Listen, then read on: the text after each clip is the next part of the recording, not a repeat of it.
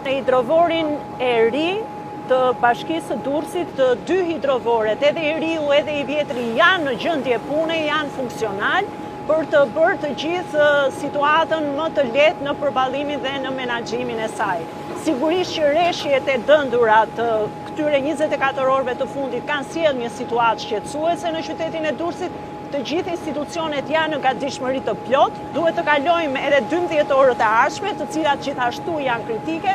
Më pas patjetër do të fillojnë sikundër edhe ne pam pak më parë edhe në zonën e Kënetës në Durrës kanë filluar që tani vlerësimet e dëmeve. Patjetër procesi i vlerësimit të dëmeve i gjithçkaje si për banesat, por ashtu edhe për dëmtimet e tjera do të vijojë dhe në ditët në vijim. E rëndësishme është ta apelojmë që dhe këto orë që vinë, qytetarët duhet të bëjnë kujdes, të shmangin lëvizjet e panevojshme, lëvizjet jo të domosdoshme dhe të ndjekin të gjithë këshillat e autoriteteve lokale.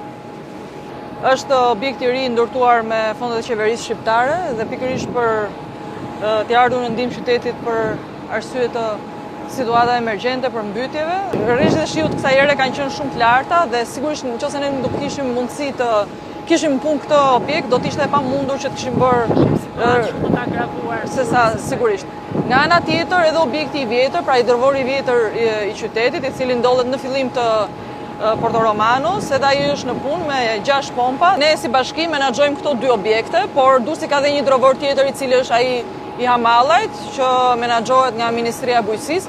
Edhe aty kemi pasur kontakt vazhdueshëm me përgjegjësat për të parë mbarvajtjen e procesit, sepse dhe Sukthi ka pasur përmbytje, ka pasur dhe familje të prekura, por mendojmë që situatën e kemi në kontroll në këto objekte dhe do të vazhdojmë monitorimin deri në rikthimin të situatës në një gjendje normale në qytet.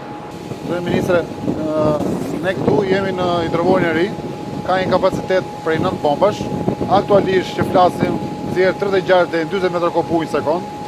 Është në gjendje gatishmërie totale, përveç se edhe hidrovorit vjetër që është në gatishmëri të plot. Të 2 hidrovorit janë në kapacitet të plot për të paraprirë situatën që jemi aktualisht. Masat e mara janë në kohë, duke parashikuar edhe rreshtet, siç ata kryetare që kanë qenë me intensitet shumë të lartë.